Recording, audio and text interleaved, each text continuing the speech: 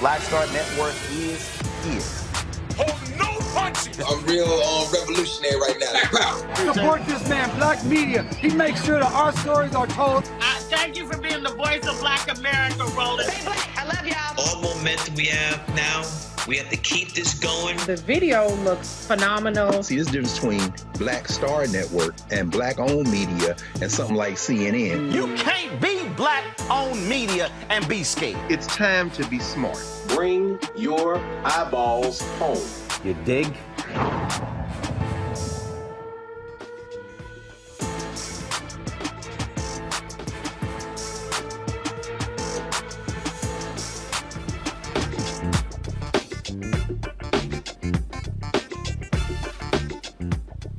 It's Thursday, November 9th, 2023. I'm Reese Colbert, sitting in for Roland, who is having dinner with the Vice President. Here's what's coming up on Roland Martin Unfiltered, streaming live on the Black Star Network.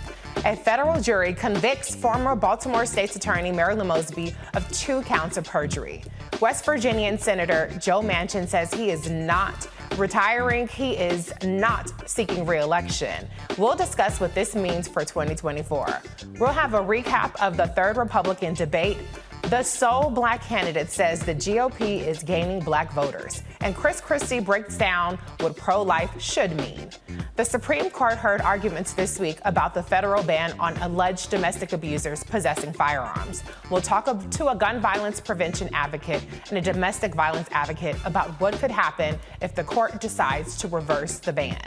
The Black Alabama riverboat co-captain who was attacked on August 5th is facing assault charges. And Israel agreed to a 4-hour ceasefire to allow people to get to safety in Gaza. We'll talk to a national security and foreign policy expert to give us the latest on the war. It's time to bring the funk on Roland Martin Unfiltered, streaming live on the Black Star Network. Let's go. He's got it. Whatever the miss, he's on it. Whatever it is, he's got the scoop, the fact, the find. And when it breaks, he's right on time and it's rolling. Best believe he's knowing. Putting it down from sports to news to politics. With entertainment just for kicks, he's rolling. It's on go, roll, roll, y'all.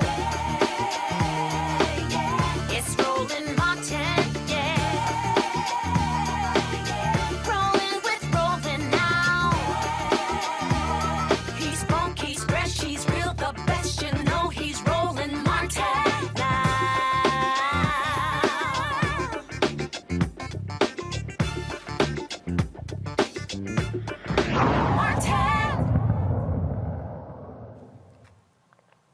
A Maryland federal jury convicts Baltimore's former top prosecutor, Marilyn Mosby. Mosby was found guilty of 2 counts of perjury. The jury found she did lie about her finances to withdraw money from her city retirement account under a program designed to help people struggling financially during the coronavirus pandemic. Prosecutors said she falsely claimed to suffer from financial hardships to access $90,000 from retirement funds that she later used to buy 2 homes in Florida. Mosby has maintained her innocence. A reporter tried to get a comment from Mosby as she exited the courthouse. Mosby is coming out right now. Here we go, here we go. Let's see if she has any comment. Mr. Whiter, do you have any comment? Any comment? No comment? Any comment? Do you plan to appeal this? What do you want to say to the people of Baltimore? Anything? I'm blessed. I have nothing else to say. Ms. Mosby, were you surprised by the verdict? Ms. Mosby, do you plan to appeal this ruling? Mr. White, Any reaction at all? this seems upsetting. You can see there. Let's go to our panel with this breaking news. Lauren Victoria Burke from Black Press USA. Dr. Carr will be joining us shortly, as well as Teresa Lundy, principal and founder of TML Communications in Philadelphia. Hey, y'all. Let me tell you something. They got another one of our black politicians out on this doggone finance fraud stuff.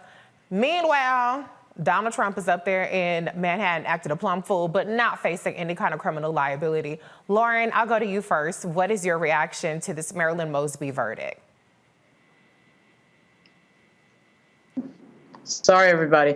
My reaction is similar to what you just said. We see a lot of black elected officials getting prosecuted. In this case, this prosecution started with a prosecutor named Leo Wise, who has a long history and an uncanny knack for prosecuting black elected officials that goes all the way back to when he was in the Office of Congressional Ethics, prosecuting an unusually high number of black members of Congress.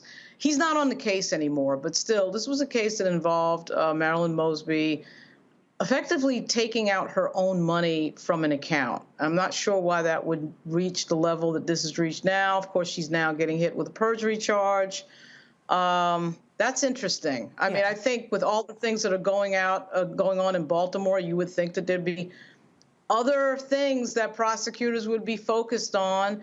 And I have to say, when we look at a lot of the black female prosecutors who have been in the spotlight over the last few years, and she's been one of them, there's been some interesting things that have happened to them.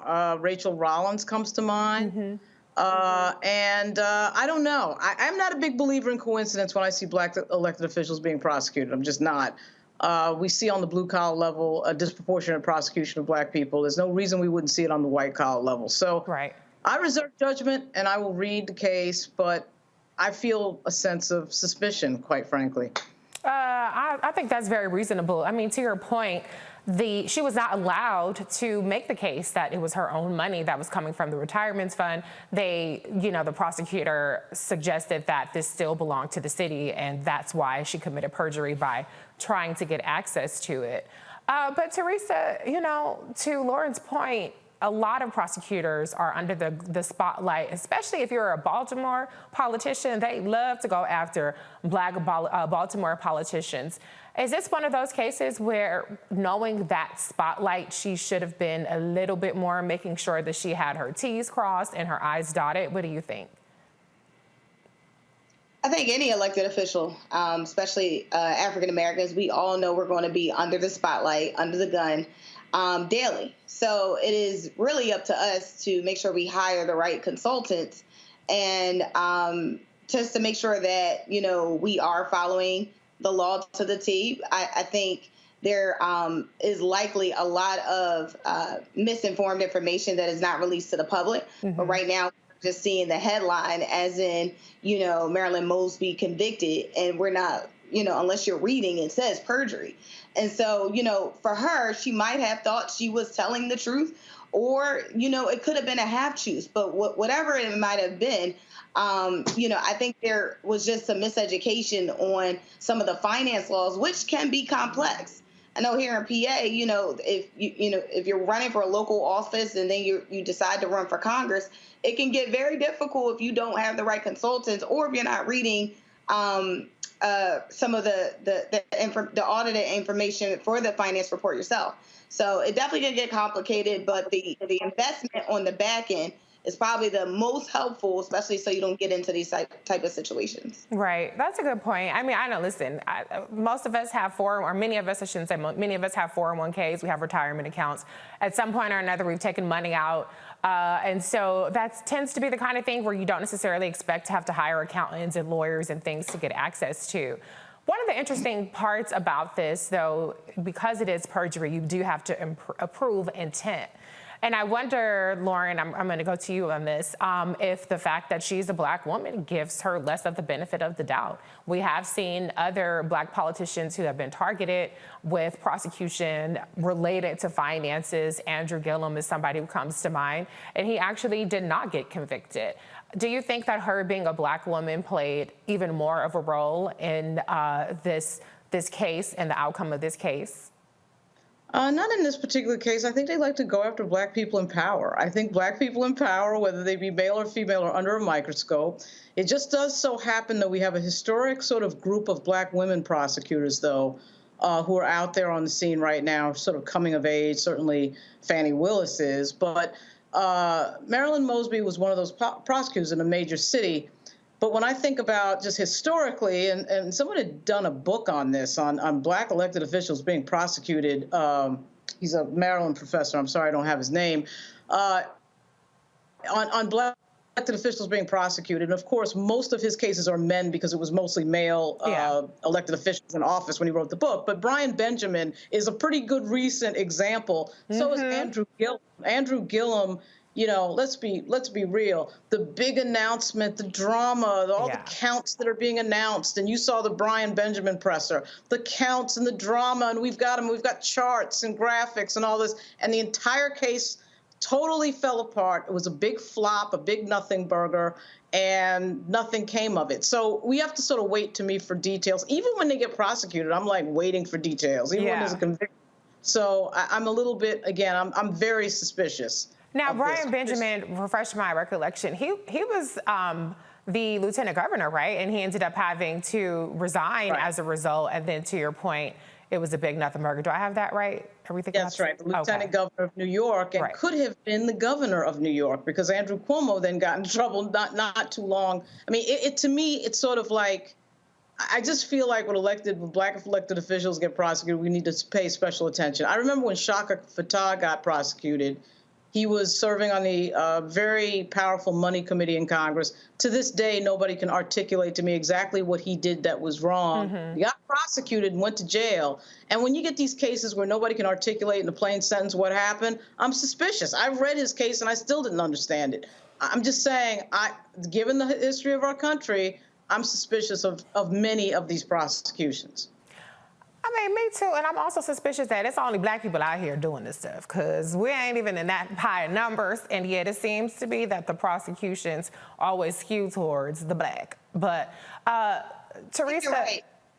Go ahead. Yeah, I think you're right, because if we really look at the history, going to Lauren's point, of black elected officials who have substantial power that is governing over dollars and cents of taxpayers and maybe looking like they have a future to move up in public office, the scrutiny gets higher with any position that you get in. Look, and I know you mentioned Congressman Fatah, but he's been in, Congress for over 20-something years. He earned that position.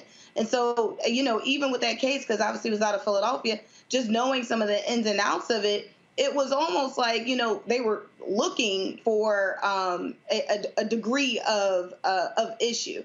And so when you're able to find one where you start to look 10 and 15 years back into elected officials, you for whatever, the target is there. And so it really, if we kind of got to go back to basics when you start running for public office, is really taking care of your back end so it protects you and secures you in the future, so we don't have these type of issues where, one, you're getting perjured on the stand because of maybe some information you did not know was true or was not. But at the end of the day, Marilyn Mosby took her money and try to use it for her campaign to make sure that she can get elected without asking the taxpayer for, those who wanted to support her for small dollar donations. Well, technically she was using it to buy a house, but to your point, I look at retirement money as my money, so I would have been shocked as all hell if somebody told me that I was committing a crime, regardless of what I said on somebody's forms, getting my own money that I contributed. I got to bring in our man, Dr. Carr, Department of Afro-American Studies at Howard University. The reason why I want to come to you, Dr. Carr, is because in addition to the fact that Black politicians are mostly targeted when it comes to these kind of financial prosecutions, they find very few allies when they are under the gun. I mean, just last week, I don't know if you saw Kwame Kilpatrick putting President Obama on blast, talking about how we used to be homies, but you left me hanging when I was in jail. And I'm not saying that President Obama should have done anything different. I don't know who could have came to Marilyn Mosby's aid here, but talk a little bit, if you have anything to chime in on that issue of kind of how when you get caught up in these, you just on your own on this one. About my friend and colleague Derek Musgrove, who wrote a whole book on this in terms of the selective persecution, in fact, of Black elected officials. This isn't about their politics. This isn't about anything other than the fact that when it comes to, quote unquote, the law in this country, it's selective prosecution. Perhaps if Marilyn Mosby had said something nice about Donald Trump or ran into him somewhere in the streets and said, "Oh, I like your tie," he would have intervened or something like that. But the simple fact of the matter is that, Black politicians, the higher up the food chain you go, the more timid they are. That's simply the simple fact of the matter. Sure, Kwame Kilpatrick, the hip hop mayor of Detroit, yeah, he got in trouble, and some of it his own doing, of course. Right. But he's not a white man. Yeah. And Marilyn Mosby, this is completely outsized. It's absurd. Black people think you can somehow demonstrate to this society that somehow you are cleaner than average by adhering to the rule of law. That's simply not the case. This is a political prosecution. Right. You're trying to crucify Marilyn Mosby, and of course Barack Obama wasn't going to do anything. What do y'all expect Barack Obama to do? He's a creature of the political system. He's not going to intervene. We're still paying the bill for him being president 2 times, and meanwhile he's off with his wife making $1 billion with Netflix, and we're stuck with the bill called Donald Trump and everything else. Marilyn Mosby was politically crucified today, and there's nothing else to say about it.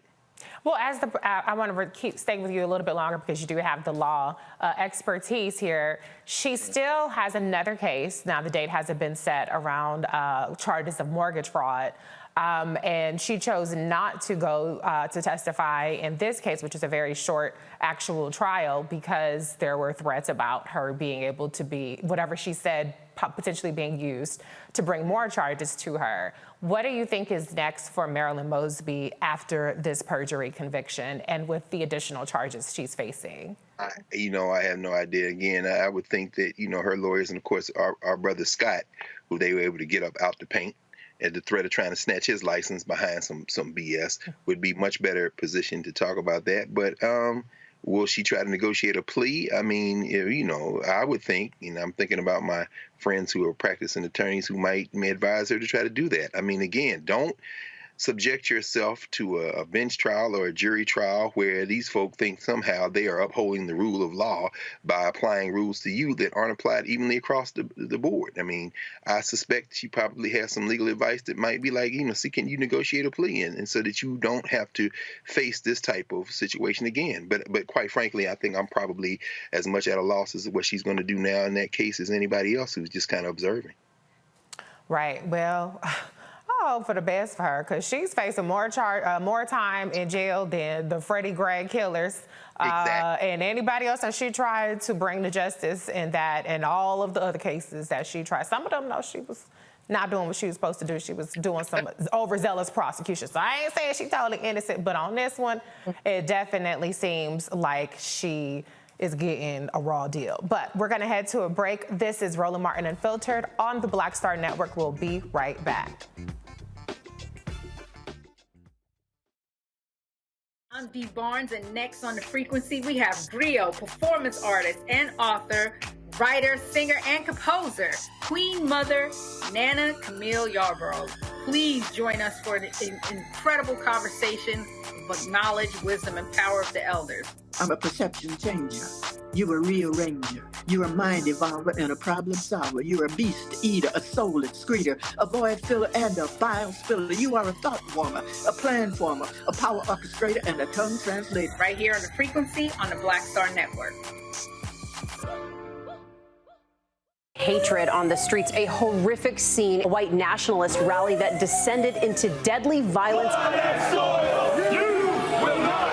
White people are losing their damn minds. An angry pro-Trump mob storms the U.S. Capitol. We're about to see the rise of what I call white minority resistance. We have seen white folks in this country who simply cannot tolerate black folks voting. I think what we're seeing is the inevitable result of violent denial. This is part of American history. Every time that people of color have made progress, whether real or symbolic, there has been what Carol Anderson at Emory University calls white rage as a backlash. This is the rise of the Proud Boys and the Boogaloo Boys. America, there's going to be more of this. Here's all the Proud Boys, guys. This country is getting increasingly racist in its behaviors and its attitudes because of the fear of white people. The fear that they're taking our jobs, they're taking our resources, they're taking our women. This is white fear.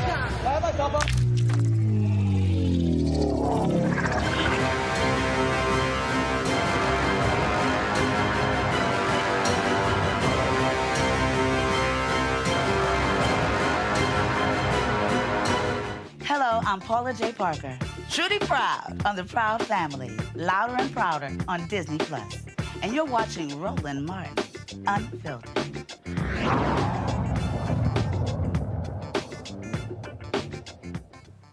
West Virginia Democratic Senator Joe Manchin made it clear he is not running for re-election in 2024. Here's the announcement he put out on social media.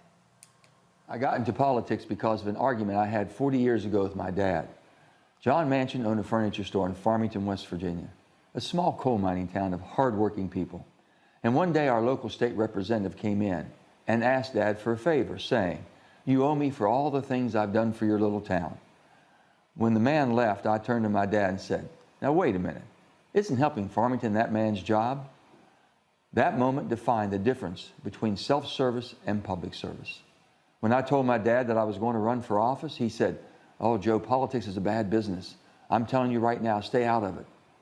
I didn't disagree that often with my father, but that time I did. I reminded him of the famous line from President John F. Kennedy's inaugural address, "Ask not what your country can do for you. Ask what you can do for your country."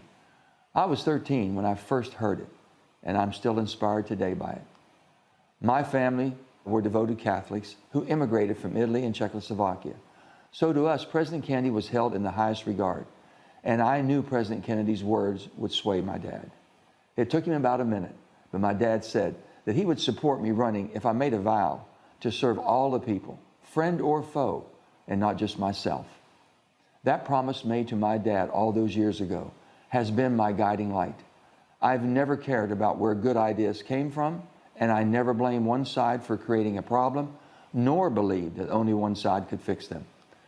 When America is at her best, we get things done by putting country before party, working across the aisle, and finding common ground. Many times, this approach has landed me in hot water, but the fight to unite has been well worth it. Today, West Virginia is attracting more investment, opportunity, and jobs than it has in decades. Here at home and across the country, we are building more roads, bridges, manufacturing plants, and energy infrastructure than almost any time in America's history. After months of deliberation and long conversation with my family, I believe in my heart of hearts that I have accomplished what I set out to do for West Virginia. I have made one of the toughest decisions of my life and decided that I will not be running for re-election to the United States Senate. But what I will be doing is traveling the country and speaking out to see if there is an interest in creating a movement to mobilize the middle and bring Americans together. To the West Virginians who have put their trust in me and fought side by side to make our state better, it has been my honor of my life to serve you. Thank you. Every incentive in Washington is designed to make our politics extreme. The growing divide between Democrats and Republicans is paralyzing Congress and worsening our nation's problems. The majority of Americans are just plain worn out. Our economy is not working for many Americans, from the rising cost of food and fuel and everything in between. We have a border crisis with illegal drugs entering our country and killing Americans every day. Our national debt is out of control, and Americans don't feel safe, even in their own communities. We are providing critical aid to two of our allies, fighting wars for their survival, and we must prevent being pulled into a major war ourselves. These are not Republican or Democratic challenges. These are American challenges. They affect every one of us, and we need to face them together. I know our country isn't as divided as Washington wants us to believe. We share common values of family, freedom, democracy, dignity, and a belief that together we can overcome any challenge. We need to take back America and not let this divisive hatred further pull us apart. Public service has and continues to drive me every day. That is the vow that I made to my father over 40 years ago, and I intend to keep that vow until my dying day. May God bless America, the great state of West Virginia, and each and every one of you. Manchin has been the only Democrat elected to statewide office in West Virginia. This allows Republicans to pick up a seat in the heavily GOP state. Here is a spoiler alert. Maserati Mansion. Ain't nobody coming to see you, Otis. Don't nobody have no kind of appetite for no 76-year-old man talking about he is somewhere in the middle when you are definitely more so on the radical conservative side of what you're trying to call Democrat, but we don't believe you. So you can save the whole tour. Ain't nobody coming to see you, Otis. And by as she, don't let the good Lord hit you or the good Lord split you, because don't nobody care about you leaving the doggone Senate. But what I'm trying to figure out is who is paying you to embark on this little tour, because I know don't nobody think you can win. I know don't nobody think that you could beat Joe Biden or Donald Trump. Lauren, I'm gonna start with you. What do you think is really behind this push by Joe Manchin to look for people who are so-called looking at the middle? There's probably some corporate actor behind there that has something to do with the coal industry, knowing Manchin. I mean, everything with him is the coal industry and stopping renewable energy, stopping anything that would assist with climate change. I mean, that's been his entire career. That's what he cares about. I love this idea that somehow we need, Joe Manchin to lead us through the storm into a more moderate America. It is completely ridiculous. It does give the Democratic Party a huge challenge with regard to winning that seat, which is probably not going to happen, quite frankly, so they're going to have to look elsewhere on the map. But this idea that, I love the part in there about the divisive hatred in our country or something, and then you don't mention Donald Trump. You don't have the guts. In the moment that you're resigning, you're not resigning, but retiring, announcing that you're not running for re-election, you don't have the guts to mention Donald Trump. Now, we have seen people like Arnold Schwarzenegger and Robert De Niro get on social media and talk about politics and talk about Donald Trump and talk about fascism. These are movie actors. Yeah. Okay. Of course, Schwarzenegger was the governor of California. They have the guts to say it, but a United States senator can't say it. I mean, you got to be kidding me with this guy. It is really interesting, though, that he thinks he's the hero. He's going to save us. Okay, we'll see. Yeah, he thinks he's the hero, but he's more like the villain, because he's the one who stood in the way of the child tax credit being extended. Him, along with Sinema, stood in the way of, changing the filibuster so that we could pass the John Lewis Voting Rights Act, pass a number of bills. And so, yeah, he's definitely not the hero of anybody's story, except for in his own head. Teresa, this is, like I said, the person that blocked the child tax credit. What exactly does Joe Manchin think that he is moderate in, other than not agreeing with everything that the Democrats are trying to do?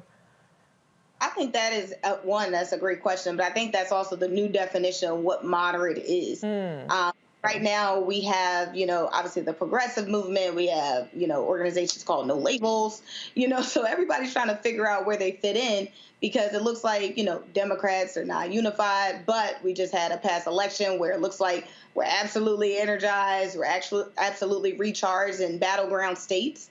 And so I think there's, a moment here for Joe Manchin, to think like everybody else is thinking. President Joe Biden is in his 80s. And these folks who have served in public service for decades are now seeing, this is kind of like their last will and testament on their way out the door in public service.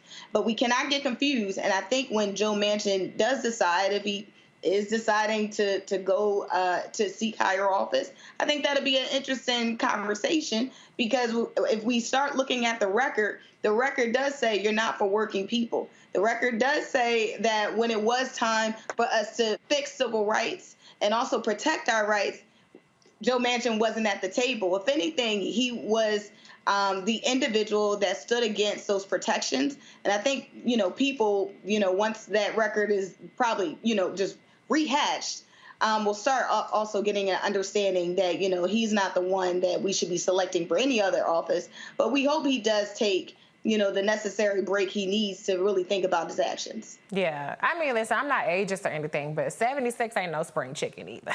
That's what Joe Manchin is. So I don't have a problem with Joe Biden being 80, whoever being whatever age, but I always think it's interesting when the age conversation happens with a whole bunch of other old people trying to run. Jill Stein just announced today that she's running. She's 73. I'm not saying 73 is as old as 80, because, I mean, just numerically it's not. But we're not talking about, somebody in their 30s or 40s, Pete Buttigieg age or AOC's age running for president. We talk about a bunch of septuagenarians still trying to get out there and talk about they're going to be the change that Joe Biden isn't, I guess.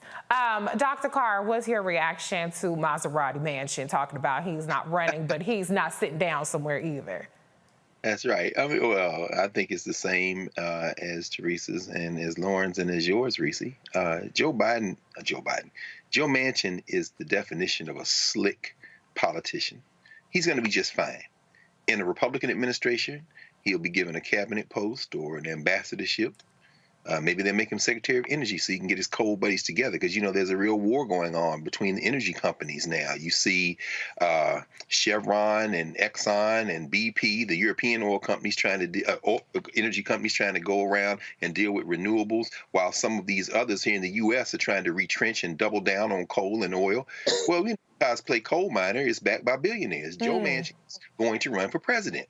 But the problem we have, of course, is that black folk who have made the involuntary sacrifice since they snatched us into this criminal enterprise are being set up for another round of pain.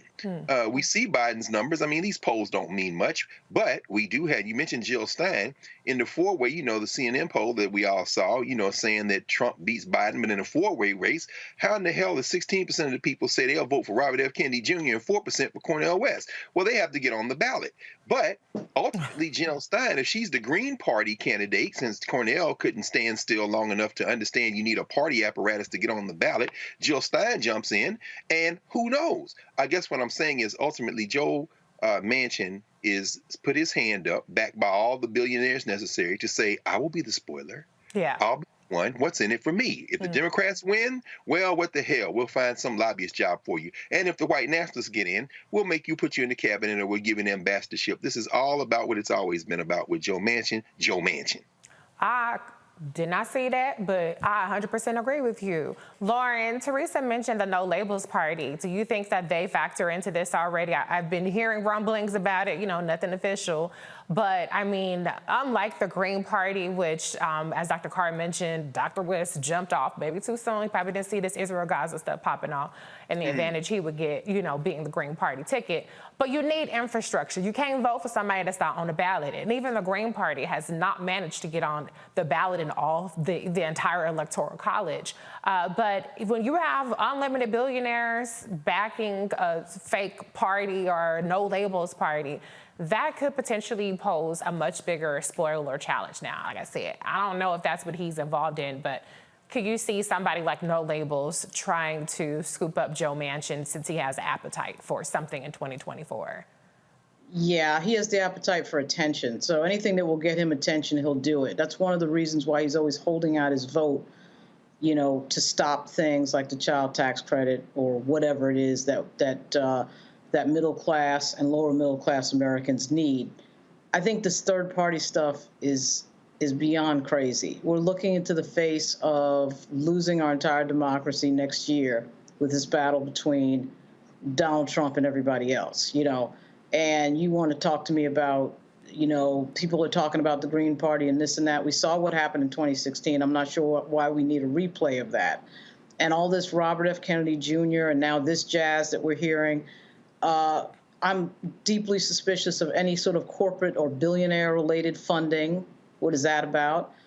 It comes down to two major political parties. And I know a lot of people want, you know, something else, and it does feel like we should have something else. We see some of the decisions that get made, certainly. But this is a really bad time to be talking about a third party when you have Donald Trump on the horizon looking as if he could possibly get back into office. And everybody understands what that means and the threats that he is making openly, you know, right out onto the air. So I'm not buying into any of this no label stuff or third party or any of that. And the fact that Manchin is involved in it makes me even more suspicious because he has stood for nothing other than the coal industry. Yeah. So give me a break. In one of the states that's one of our poorest states in this country, by the way. Yeah. So you're not from, you know, you're not from some state that the highway is paved with gold. This is West Virginia, so I'm not sure why he thinks he's fooling anybody, but I'm not really down with the third party thing at all. I don't know why he's waving a mission accomplished flag when they still got black lungs down there. They still got low health care, poverty, all kind of mess. But apparently for him, it's mission accomplished. So we'll be right back with Roland Martin Unfiltered. After this break, you're watching the Black Star Network.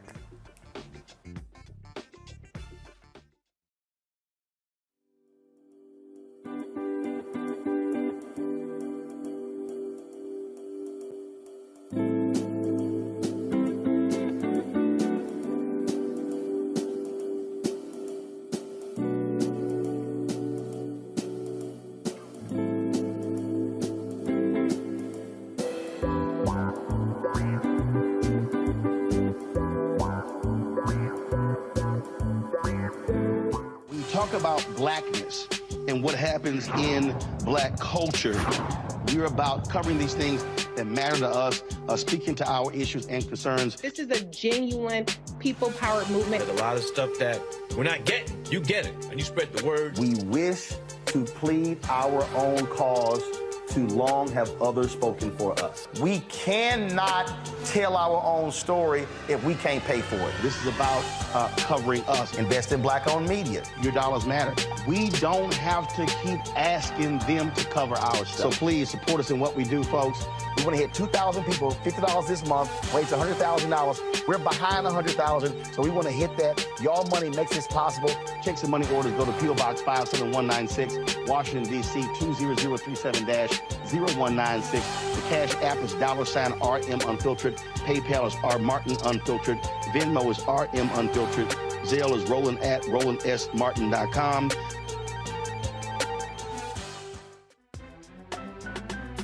I'm Faraji Muhammad, live from LA. And this is The Culture. The Culture is a two-way conversation. You and me. We talk about the stories, politics, the good, the bad, and the downright ugly. So join our community every day at 3 p.m. Eastern and let your voice be heard. Hey, we're all in this together. So let's talk about it and see what kind of trouble we can get into. It's The Culture, weekdays at 3, only on the Black Star Network. Hi, everybody. I'm Kim Coles. Hey, I'm Donnie Simpson. Yo, it's your man Deion Cole from Blackish, and you watch Roland Martin, Unfiltered.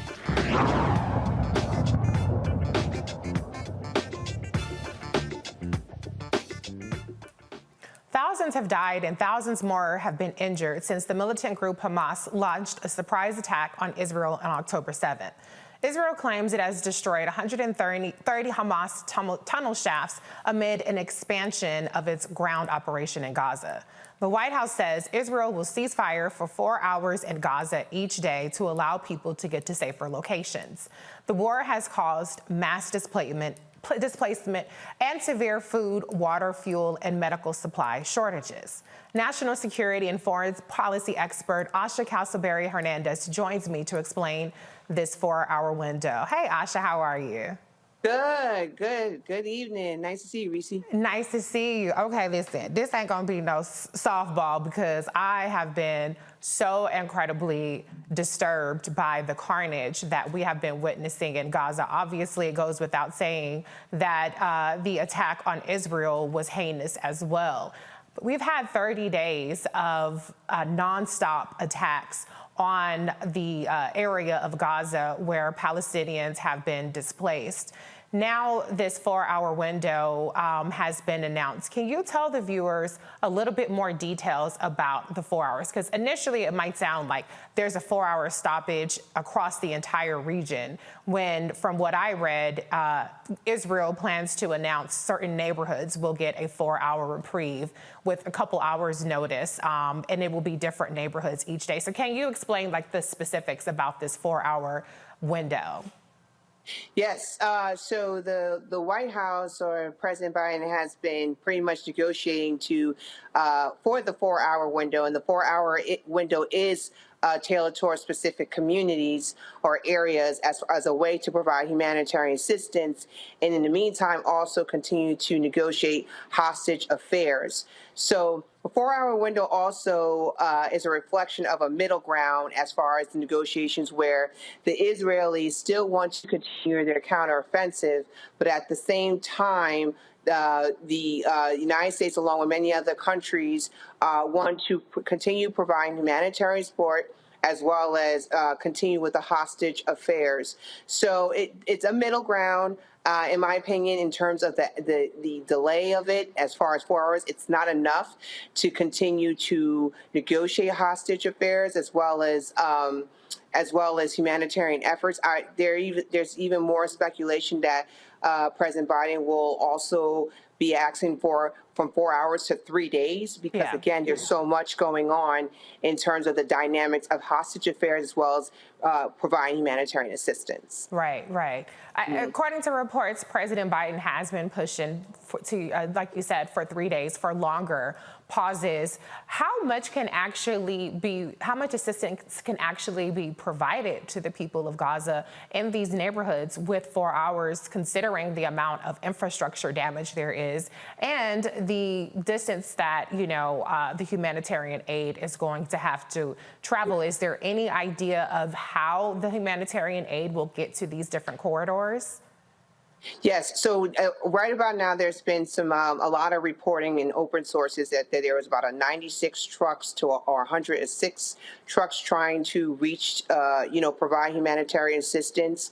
But the operational environment or the security environment is extremely complex, where there are people located everywhere. You even have the issue with regards to the tunnels. So local civilians or innocent civilians are just deeply embedded in the area, so it's going to be harder to reach them.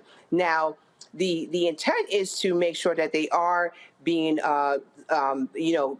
departing to the Rafah crossing. But again, there's still a lot of people, a lot of Gazans that are located in the area, and it's just extremely hard to shift them from where they are to the Rafah crossing, a complete shift of all of them to the Rafah crossing. So that's why this is extremely complex terrain right about now, especially when you're dealing with tunnels. And then also there are civilians that are still around the Hamas and even just more embedded around them. So it's just really, really complex. Yeah, I mean, especially when they don't have fuel, because has there been any talk about trying to allow civilians fuel anymore so that the hospitals can get back up and running, so that I've seen videos of people using horses and animals to try to get around. Is there any movement on that aspect? Yeah, so the international community just recently had an aid conference in France. You're also seeing the vice president and other key officials representing the administration trying to negotiate providing more humanitarian assistance when it comes to food, water, and especially fuel. So that's a major concern. But but the international community overall is trying to aggressively make sure that that kind of assistance is provided as soon as possible. Right, right. There has been a lot of international pressure that's been coming down on Netanyahu. My question is, how do we know that they're not just going to drop more bombs outside of this 4-hour window, right? I mean, there is, I think the 4-hour window obviously will give people just a logistical breathing room and reprieve, but how much help is that if people are going to just get bombed in higher quantities outside of that 4-hour window? Do you have any perspective on that? Well, according to multiple media sources, the United States is really trying hard to just make sure that they maintain synchronization with the Israelis. Unfortunately, there are some disagreements on how to move forward as far as an alignment goes. So in my opinion, moving forward, there are going to be some surprises that are going to be conducted in terms of military operations by the Israelis, because they are definitely determined to ensure that they're going to complete this counteroffensive. But for the most part, Benjamin Netanyahu is extremely determined to complete this mission. He will most likely, work very closely with the United States, but he's more forward thinking in terms of trying to complete his mission as far as eradicating Gaza. Well, it seemed like he's definitely trying to eradicate Gaza as opposed to just Hamas. But Hamas is not in the West Bank. What is the White House doing around the increase that we're seeing in terms of deaths of Palestinians in the West Bank, despite the fact that Hamas is not actually there? So there can't be any kind of counteroffensive against them in that region. Well, what you've seen a lot in terms of political leadership engagements, the administration has been working very closely with the Palestinian authorities. You just had Secretary Blinken meet with Abbas just recently as far as how to address that issue effectively with the Palestinians, as far as addressing those concerns, because one of the implications that has been discussed recently is that Hamas is not only in pursuit of, targeting Israel because of the conditions in Gaza, but also what he foresees in the West Bank. So as a way to counter that narrative or that effort, the United States feels that they need to work more closely with the Palestinian authorities, which rejects what Hamas has done, and do better outreach with the Palestinians in the West Bank as far as addressing these issues. Right. I'm going to go to my panel. I'm going to start off with you, Lauren. Do you have a question for Asha? I really think that this conflict is so steeped in history that it just seems to never end. My question for you is, do you think that this conflict, can it ever find its way to peace? Do you think you will ever see that? Yes. So, when you look at foreign policy, sometimes there are certain crises that become game changers, right? This conflict is about 90 years old or more, but, this may be to the point where not only Israel and the Palestinians, but the whole entire Middle East may want to see sustainable peace because they're sick and tired of ongoing conflicts in the region. They're branded as a region of conflicts, and they want to move on from that to where they want to bring in, technology, startups, economic opportunities. The region is so trying to build on its economic empowerment. There's so many things that they want to do to move away from, ongoing conflict and violence because of, in terms of their image, they're known to be just, a violent region. So I think this could possibly be a game changer. However, on the contrary, perpetual conflict is a possibility here. Beyond a counteroffensive in Gaza, that may not necessarily resolve anything, right? That can fuel more radicalism, where it can lead to another Hamas 3.0. So there's a sign of, the possibility that it can escalate into something else. So it can go either way. Thank you. I want to go back to the earlier point about Israel saying they've destroyed 130 Hamas tunnel shafts. Have you seen any reporting on how many actual Hamas fighters or leaders they're saying they have taken out? There's a lot of speculation on like different types of numbers of, percentage of how many different Hamas leaders. But for the most part, I saw about a couple, not that many. Right. So there's still more work that needs to be done. But again, because of the dense terrain, the tunnels, the overall security environment is pretty much complex. It's going to be harder to target these leaders. But what you can also see not too long ago, as of yesterday, United States pretty much had initiated airstrikes in Syria as a way to deter these leaders from continuing its offensive terrorist activities within the region. So that's also part of the effort as far as targeting leaders that are responsible for these heinous acts. So we'll see, but for the most part, I think moving forward, we're definitely going to be engaged in targeting the leadership, that especially those that are involved in this initiation of targeting Israelis. Right. Yeah. I mean, because I've seen a handful, to your point, I don't know, it's probably in the tens from what I understand, which is a hugely disproportionate number through the thousands. People want to question the validity of the numbers, but at a minimum, thousands of Palestinians have been killed as a result of these strikes. And I remember when after so many neighborhoods have been leveled, there was reporting of well, Hamas has all these tunnels. And I said, okay, well, hold up now. They got tunnels. So then why the schools and the other buildings being leveled if they in tunnels? What's that supposed to do? I'm just curious, what does leveling apartment buildings and neighborhoods do if there are all these tunnels that Hamas is under? I'm just curious from just a military standpoint, does that actually serve any purpose? It's really complex in terms of looking at this security environment, but for the most part, the tunnels within definitely make it harder to target specific leadership. And as far as level setting the environment, it's extremely hard, and we learned that lesson as a result of Hamas actually being able to penetrate through the Iron Dome, because of the fact that was a clear sign that the intelligence gathering wasn't necessarily effective at getting the whole picture.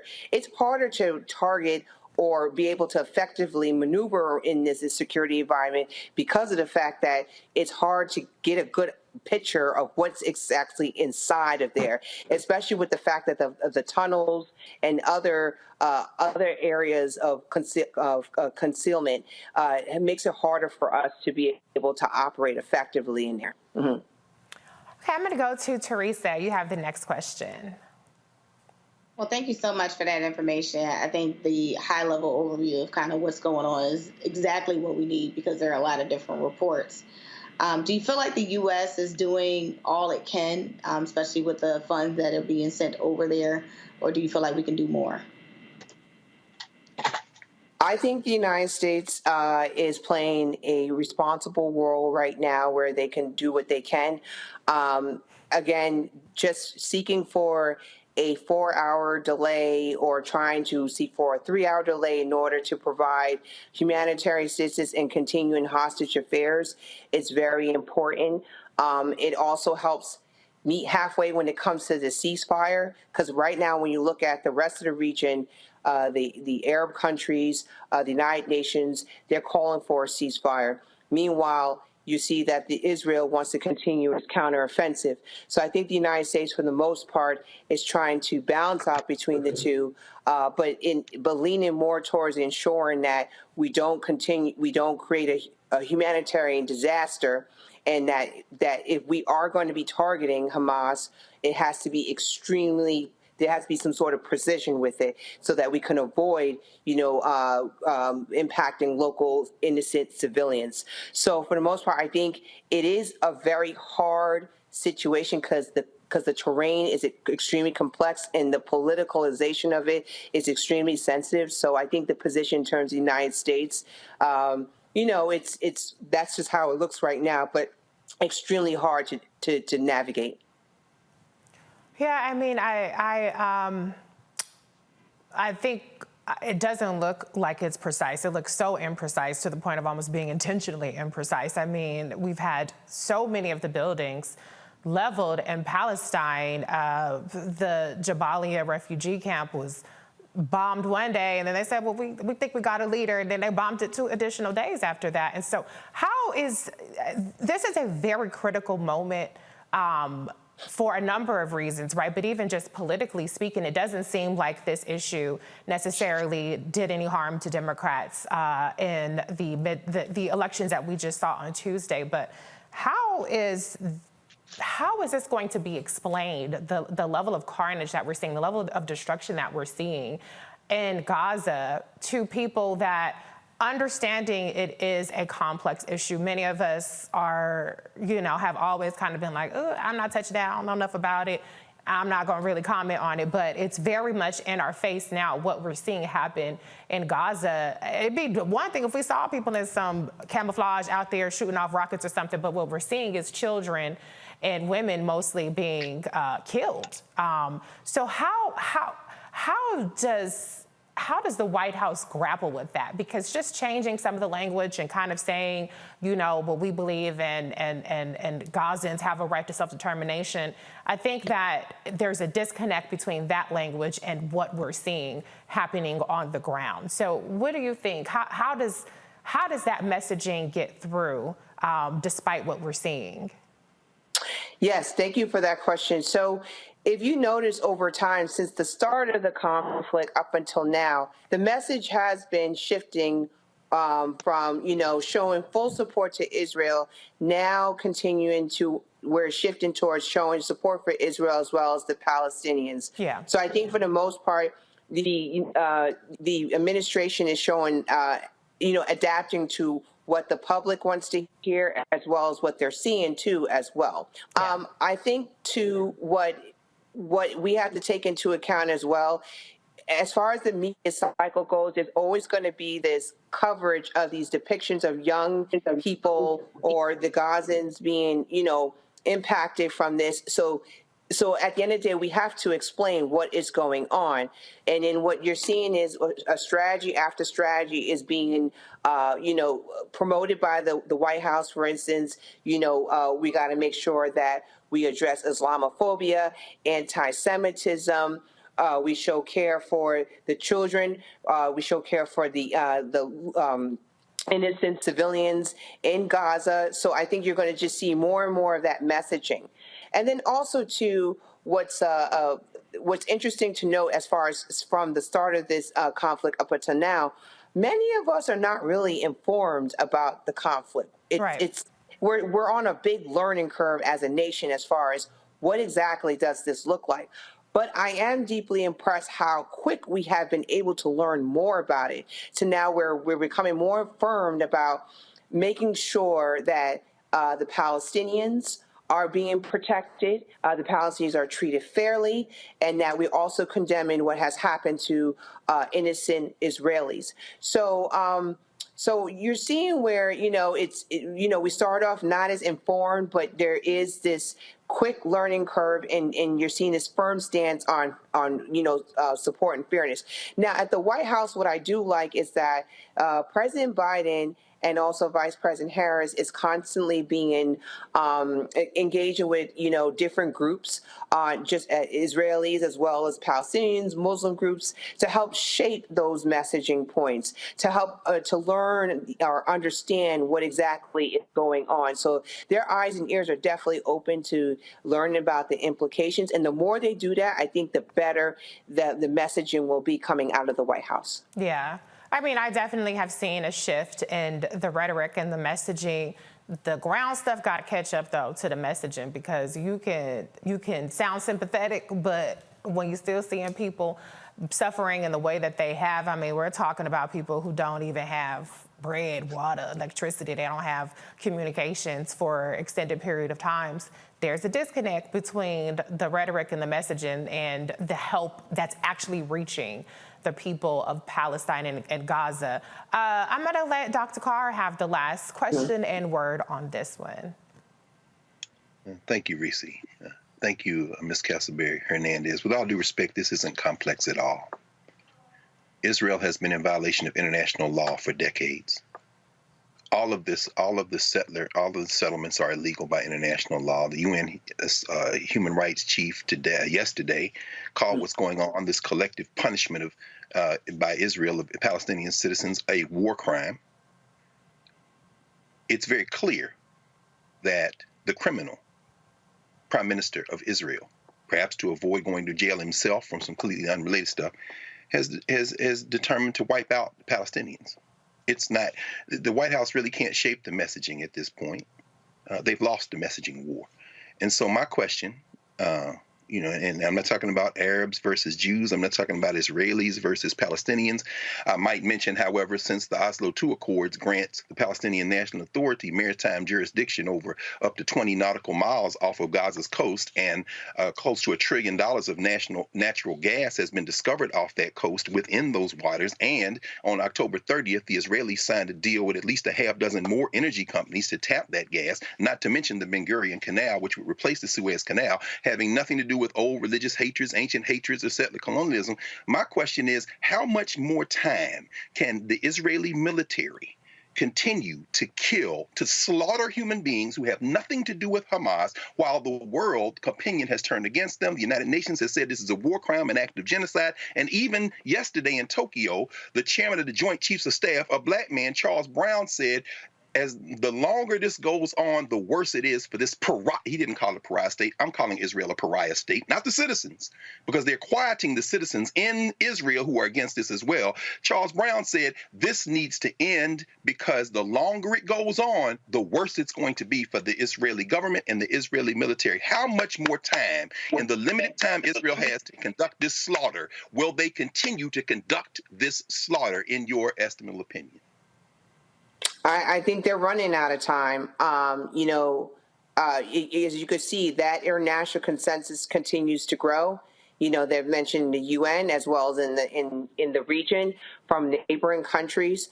So in my opinion, it's, we're at a tipping point where, they are running out of time, and that this counteroffensive is going to be quite ugly moving forward. Another point, too, to mention is that there is a lot of speculation covered in the media with regards to the prospects of Benjamin Netanyahu as far as being the prime minister. And I think as that comes out more and more, that's going to shape how we're going to move forward in the region. And that's going to also further criticize how they're moving forward in the counteroffensive, or just continue to monitor it effectively. But for the most part, I think it's looking really good in terms of that that international consensus continuing to grow. And then you also could see within the American people, that's exactly what they want. And the more pressure that's being applied, the better, I think. But as far as time goes, I think it's just, it's inevitable, and for the most part, I think they're running out of time. Thank you. Mm-hmm. Asha Castleberry Hernandez, you've been wonderful. You've been so informative. Thank you so much for your time tonight. Thank you.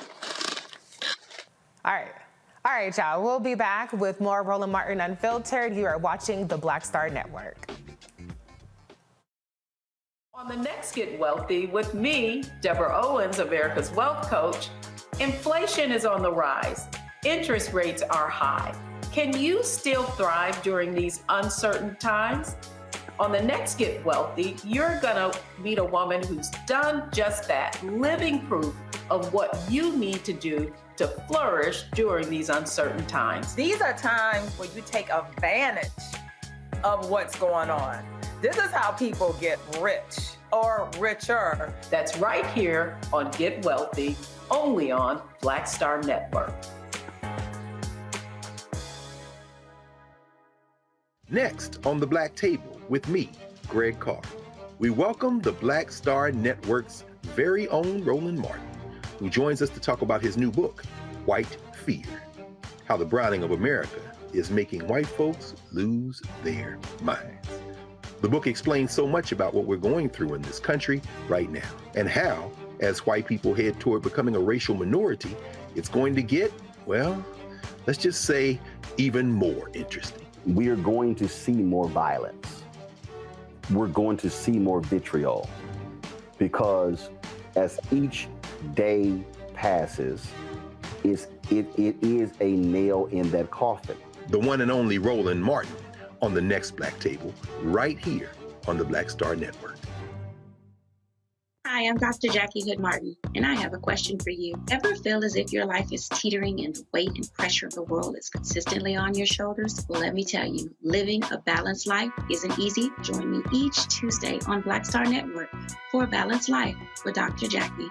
We'll laugh together, cry together, pull ourselves together, and cheer each other on. So join me for new shows each Tuesday on Black Star Network, A Balanced Life with Dr. Jackie.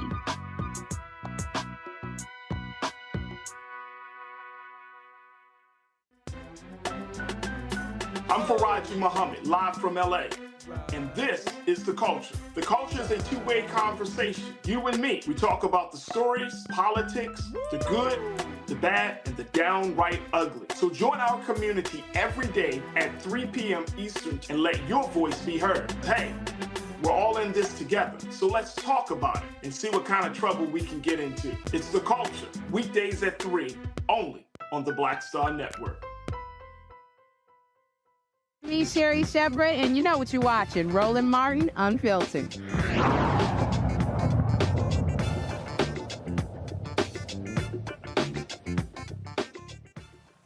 Today, the Supreme Court heard oral arguments for the United States versus Rahimi case, which could have profound implications for Americans' safety against gun violence. Rahimi focuses on whether the government has the authority to disarm those who have been issued a restraining order for domestic abuse.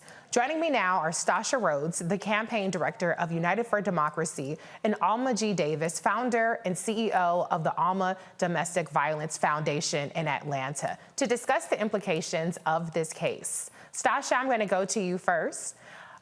Give us a little bit more background on this case and the implications. Yeah, absolutely. Look, first I want to say thank you for having me, but most importantly, thank you for covering this case. There's a lot happening in our world, as you all know, and it's so easy to bypass a seemingly sleepy SCOTUS oral arguments, but it's really important that we don't wait to talk about these cases after the decisions are issued in June, but that we shine a light now and spread the word now about the cases that are on the docket. So thank you for covering this today. So look, this case involves a current federal law that makes it a crime to possess a gun if a court has determined that someone is a threat to their intimate partner, their child, or their partner's child. This particular case involves Mr. Rahimi, who is convicted of violating this federal law after he violently assaulted his ex-girlfriend in a parking lot and then shot a gun when he noticed that others had witnessed his abuse. He then allegedly called the ex-girlfriend and threatened to shoot her if she told anyone that he'd assaulted her. So Mr. Rahimi is challenging this federal law, saying that it's unconstitutional to prevent him from owning a firearm because it's against his Second Amendment right. If the court decides to rule in favor of Mr. Rahimi, it would be a massive victory for the NRA and would put firearms back in the hands of people who are subject to domestic violence restraining orders. Preventing domestic abusers from accessing firearms is common sense, life-saving, and constitutional. We've seen that this law works. Now, did I hear you correctly? He was convicted of a crime too, right? That's exactly right. Of a violent crime. Assault against his girlfriend, a violent crime. And look, we've seen that existing federal laws have been extremely effective in protecting families when a court has already determined that there is a threat of danger, which is what, in this case, Mr. Rahimi had been determined by the court. Okay, so they already had a restraining order on him, and then he committed this crime with a gun despite having a restraining order. So with the restraining order, was the gun taken away from him at that time? It wasn't taken away. Well, I guess it's unclear how he got access to the gun. Okay. The true fact of the case is that he violated the federal law that says after you have been convicted of assaulting an intimate partner and been given a restraining order, then you're not allowed to possess a gun. And Mr. Rahimi violated that federal law. Well, if anything should be a no-brainer, it should be this, but we do have a very conservative court. Any indications as to is there an appetite from the justices on this court to overturn this? What is your take on this? Listen, this would not be unusual for this court to do the most conservative thing possible. We've seen this particular 6-3 conservative or extreme conservative majority take some pretty extreme stances. This case comes before the court 2 years after this same Supreme Court issued a landmark 6-3 decision in a New York case striking down a public carry law. And part of what makes this a little bit difficult is that in that case, Justice Clarence Thomas said that our current laws, the government should demonstrate that the regulation is consistent with the nation's historical tradition, which is a ridiculous new legal precedent that would require gun safety laws to be similar to laws in 1791 through 1868. And so it is unclear what this court will do, but it will not be surprising if they have the most extreme conservative ruling against the American people. I'm going to bring you in a second, but I know, Sasha, that we ran a little over, so you have to go in a second. So I have one more question for you. If this were to be overturned at the federal level, does that have any implications at the state levels where there might already be laws to this effect, or is it just go to the states for them to decide? Absolutely. This would have tremendous implications for state laws across our country, as did the Bruin decision. I think that, usually when the Supreme Court rules on cases, it means more than just that one case. It has tremendous implications for state laws across our country. And look, as our country reels from yet another mass shooting in Maine, we know that action is long overdue. Gun violence prevention groups across the country have been working to make states and our nation safer, but they face an ultimate roadblock of a Supreme Court that is hostile to common sense. And we think that we need a Supreme Court that understands the importance of advancing public safety as achieving an important government interest. We're not confident that this Supreme Court is going to take the necessary steps to protect us all from gun violence. That's why it's important for us to be talking about this case now. Right. Sasha, thank you so much for your expertise and sounding the alarm on this case. Thank you for having me.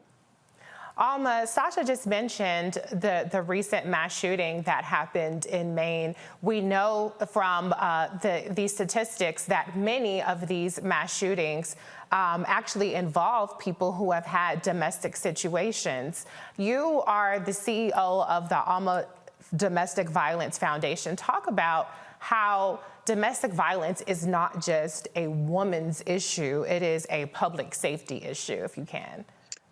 Absolutely. And thank you so much for having me on this evening to discuss such an important topic. When we talk about domestic violence, most people automatically assume this is something that's being attributed only to women, and that is far from the truth.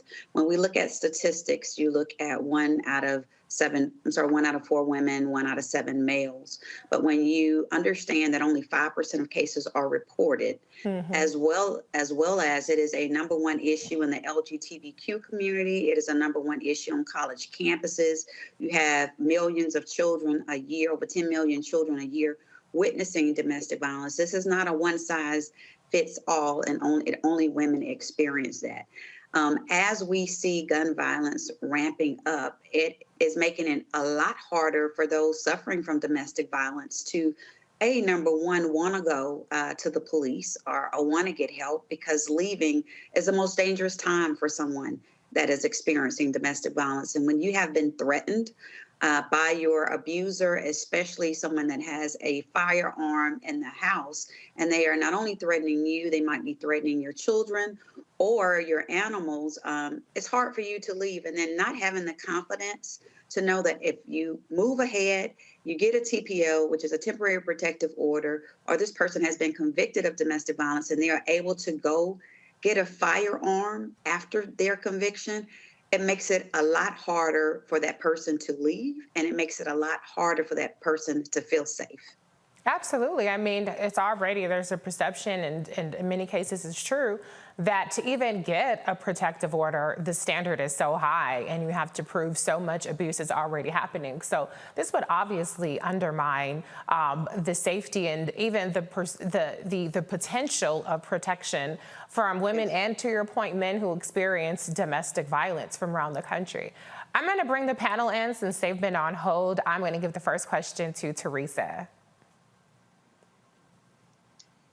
Thank you so much for that information. Is there a way that we could really, take a look at, I think on the federal side, I'm, okay with some of the gun laws. But I think, as we even look at this case, is there a way we could, add in, a psych evaluation, especially for this case, to ensure that, those who are convicted, are inside of the system to see if they mentally have the capacity to even own a gun? Being a domestic violence advocate, we are open to all of those things. We would love to see those things happen. Now, how easily would that be passed? That's a whole different situation. With the standard gun laws, we would hope that that those things are being checked, and we know that some are, some are not. But that would be an excellent resource to be able to add. But how, if we're having a hard time right now, we're in court trying to get TPOs passed to where people, once they've been convicted, cannot possess a firearm. I'm not sure on the boundaries or the things that would prohibit or make it mandatory for someone who has been convicted to have a psych evaluation. Dr. Carr? Thank you, Reese, and thank you, Ms. Davis. Listening to the oral arguments in the case on Tuesday, it was interesting because John Roberts, Chief Justice, asked the attorney for Rahimi, "You don't have any doubt that your client is a dangerous person, do you?" And of course, he couldn't defend the guy.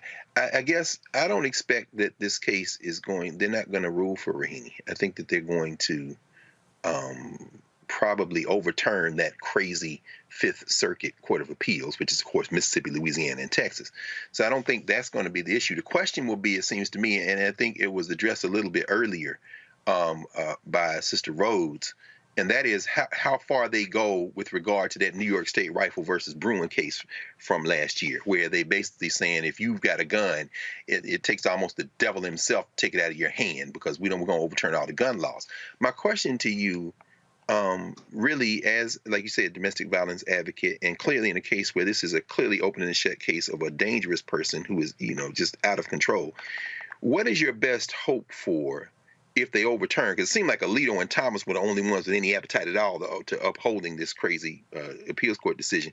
What is your best hope that maybe the Supreme Court, because Ketanji Brown Jackson was making this point over and over again, usually in the minority, but in this case, maybe she can make some sense of this, that they might actually use this decision as an attempt to kind of restrict and rein in some of the Bruin decision, where they basically said gun rights trump damn near everything else, including domestic abuse. But this seems like such an egregious case that they're not going to uphold it. But what is your best hope that this decision might come out as?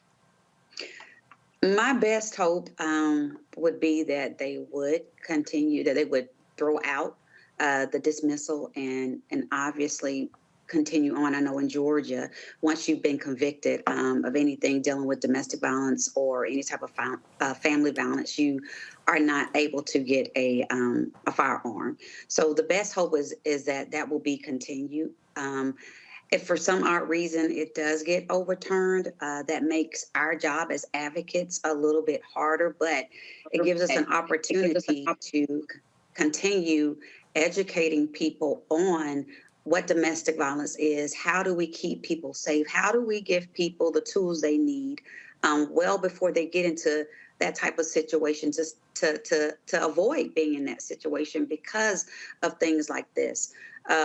one of the things that we are dealing with, I know in the DV world, is already there's been a large cut due to funding, vocal and vowel funding has been cut. And so that's a fight that we're in right now, because the number of domestic violence incidents is clearly on the rise. When you look at family violence and just violence in all in terms, and you look at the amount of things that is going on, from when you look at people continuing to lose jobs, you got AI coming in, taking jobs. Domestic violence is not decreasing. It will continue to increase, and therefore, as I stated, our job is to continue to go out, to advocate, to find resources, and to hopefully keep as many people out of this situation as possible. Mm-hmm. Thank you. Lauren, you get the last question. What is the percentage of domestic violence cases that involve use of a firearm? In Georgia, I know I think it's right at 83 or 87% was the last rate of people that were deceased due to domestic violence due to loss of life in domestic violence. But those are the rates for Georgia. I'm not quite sure for the rates for the entire United States, but I know those are the rates for Georgia. Okay, thank you. Mm-hmm. Dr. Carr, I want to return to you for 1 second. So do you predict that maybe if this isn't upheld for Rahimi, that this can actually re-usher in some of the gun control that was undone by their last decision? I was trying to make sure I understood that correctly. Mm-hmm. Yeah, no, I think this is their conundrum. I mean, this guy is so clearly out of control. And the Fifth Circuit, they've been, in fact, it seems like a great deal of this court, which we know is extremely right-wing, but a great deal of their work is reversing this crazy Fifth Circuit. In fact, these MAGA folk have succeeded too well in the Fifth Circuit. The Fifth Circuit, they declared a whole entire federal agency unconstitutional. Right. They talked about seizing control of us, that states have the ability to seize control of content on Twitter. And so John Robertson and them are like, except Thomas and Alito. So listening to the oral arguments the other day in Rahimi, it's clear that they're not going to uphold this. I would be very surprised if they uphold it. But the question, to the point that you're raising, the question is how they're going to get around it. Because Ketanji Brown Jackson was slamming them on the Brewer case. Because we know in that case, of course, they're saying you don't have, if it wasn't on the books in 1791, damn it, you can't do anything about it. But now you're going to let this guy out the cage now.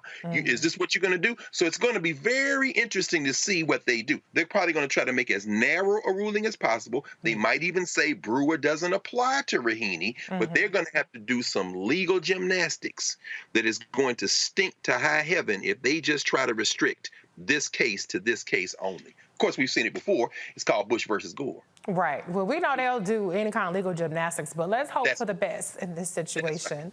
Alma, how can folks follow you and support the work that you do? Yes, you can follow us via Instagram, any type of social media under Alma_DVF or Alma Domestic Violence Foundation. We not only serve clients in Georgia, we serve clients all over the country. Last year, we even worked with clients in South Korea. So we're located inside of Atlanta, but we have services all over the country. So yes, they can follow us on any of our Twitter, Instagram, Facebook, or call us directly to our office where we service clients.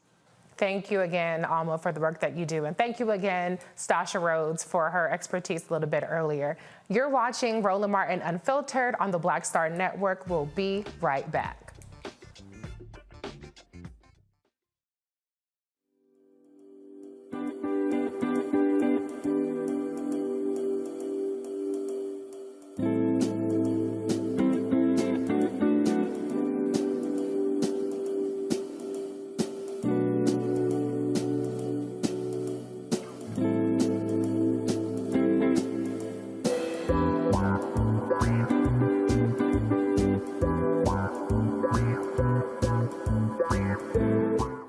Hatred on the streets, a horrific scene, a white nationalist rally that descended into deadly violence.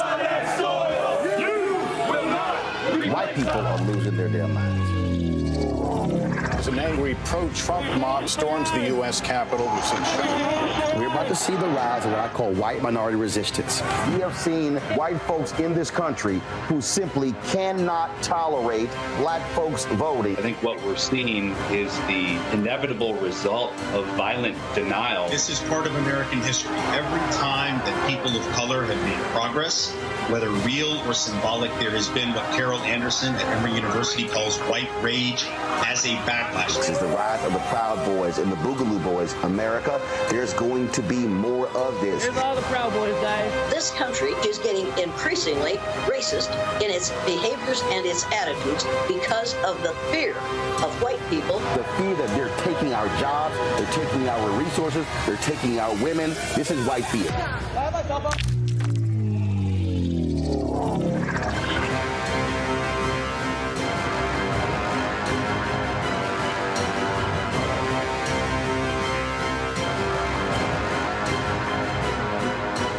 John Murray, the executive producer of the new Sherry Shepherd Talk Show. This is your boy, Earthquake. And you're tuned in to Roland Martin, Unfiltered.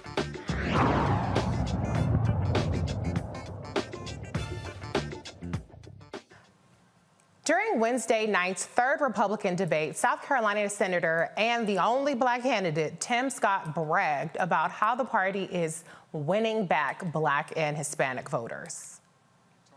See the combination of the three. Ambassador, thank The truth of my life destroys the lies of the radical left. We need a president and a candidate who will actually help our base solidify and attract independent voters into our party. The Great Opportunity Party is now winning back African-American voters and Hispanic voters because we are working on a foundation based on faith. Our nation is facing some deep challenges. It is the loss of faith in this nation that is a part of the erosion that we're seeing every single day. It's restoring faith, restoring our Christian values that will help this nation once again become the city on the hill. When Ronald Reagan talked about the city on the hill, he was coming from Matthew 5. When President Lincoln talked about a house divided, that was Mark. Our founding documents speak to the importance of a faith foundation. You don't have to be a Christian for America to work for you, but America does not work without a faith-filled Judeo-Christian foundation.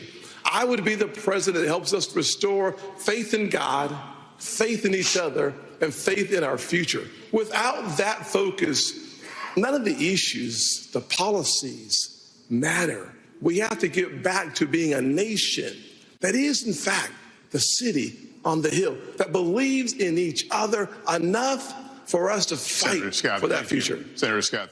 I want to bring in my panel to get their thoughts on what Tim Scott said. Dr. Carr, I saw you alternating between laughing and shaking your head. What you got to say about 2% polling Tim and how he's winning over the black vote?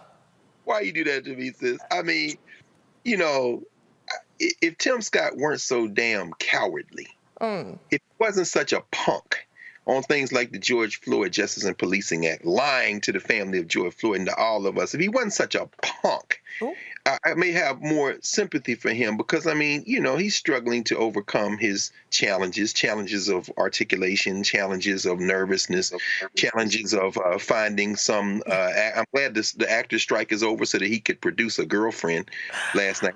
Mom and everybody else came to stage and then, you know, grab her lightly around the waist. Got to be careful.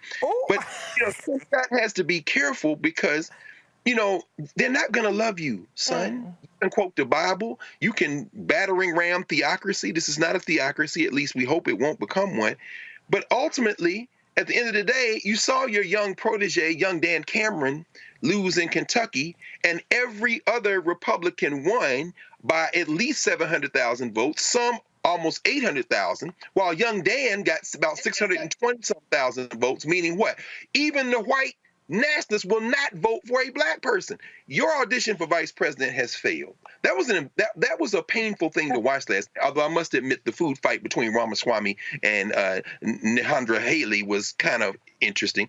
Tim Scott is an embarrassment. And he's reached his ceiling, and he should probably be quiet now and take his actress, white woman, girlfriend back to where she came from. And I should stop. I should really stop because y'all get me in trouble. I have no problem with interracial marriages, and I don't, and even interracial relationships. I don't know that Tim Scott is in one, but he should stop.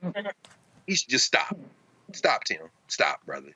Just stop. Well, Daniel Cameron has a white wife, so maybe casting a white wife wasn't the right time. He should have waited for the poll results, election results to come out before he made his final selection, before he gave that final rose out. You know what I'm saying? So, yeah, Tim Scott, I don't know about that central casting choice. I think it's interesting that he spent the last many months allowing people to think he was gay as opposed to just coming out with his white woman. If he's been with her for a year, he should have came out with her right away. That way, you could have put all the other stuff to rest. But, Lauren, what do you think about Tim's performance and the unveiling of his Christian girlfriend last night? Is that a bigger deal than anything that he had to say, or what? Come on, y'all. Why can't y'all let Timmy be Timmy? Why do y'all mess with him? I don't know what to make of the girlfriend thing. I don't know why there couldn't have been a straight answer. There's any one of a number of answers that you could have had. Which could have just been, I'm just not in a relationship right now. Like, who cares? But he made a bigger deal about it by being uneasy about it. And then it just is like, wait a minute. And of course, the donors are uneasy because they want to see a straight male up there. Let's just be real. Right. So they were trying to investigate to figure out, okay, is he gay? What is going on here? But maybe nothing is going on. But Tim Scott is just an uneasy character. And the reason he's an uneasy character, of course, is because he is this black avatar for white conservatives that they need to prop up when they need to say something, and the message has to go through him. Of course, that is not something unique to the Republican Party, but in a party where there's not that many black folks, these sort of Cameron, Tim Scott figures become very valuable with regard to messaging. But it is particularly ridiculous in the age that we live in with Donald Trump around and race riots in Charlottesville and all sorts of other racial tension brought on by Donald Trump, that you have a black U.S. senator running for president and never mentioning any of this stuff. Yeah. And, Christian values, is he kidding? What about Christian values allows you to vote against people's health care? What about Christian values allows you to vote against poor people and poverty programs and the child tax credits and all these things that you would think, Christian values would indicate? So it was interesting that he brought that up because really, dude, are you kidding me? Where is that reflected in your policy? So the problem with Tim Scott is that he likes to talk in platitudes. He likes to talk in talking points and generalities. And once you get into specificity, which you ultimately have to get into when you're running for president, he's flat cold busted. It's as simple as that. He got flat cold busted in the diner with some dude that just said to him, look, I've never seen you stand up to Donald Trump. I mean, that was a real simple question. He got ticked off because he's not used to pushback. And people who are not used to pushback, who don't take questions in the hallway at the U.S. Capitol, can't handle running for president of the United States. So that's the problem generally with Tim Scott. Oh, yeah, that nice little down-home Christian man went right out the window. He had a little tipper on him. But, I do think it's interesting to Dr. Carr's point earlier, how they're not going to love you. I remember when all this discussion around his girlfriend or his spouse or whatever came up, he said it was like 1963 all over again. They can't call him black, so they talk about his relationship. So now I guess you can put that to bed. Teresa, do you think, though, that Tim Scott is what's going to bring the blacks over to the Republican Party, as he's claiming there's a surge of support? I do not. I think we had a better chance with Kanye West. But, look, every time I look at Senator Scott's, earlier videos when it's like from cotton fields to Congress and he's on the farm in the background, he's like, this is where I was from. I'm just like looking at your age, like, no, you were not. But, right. It was, I think he's living, in this delusion because you are the only African American in this race that African Americans are just ultimately going to support you. And I think, again, that's just a delusion and weird political consulting that is taking place. When you haven't made those type of investments that really hit the home and the hearts of people that look like you, and every time we see you, you're standing behind something negative or something extreme that goes against the values, and then you want to stand today and then try to use your pastoral voice in order to figure out, maybe this, if it worked for Senator Warnock, maybe it'll work for me. Or Justin Pearson, or is it Justin Jones? Which one of them has a little pastor voice? Justin Pearson. Okay, Pearson. I'm sorry, Tracy, were you done? I think we got the message. Yeah, I think we got it. Okay.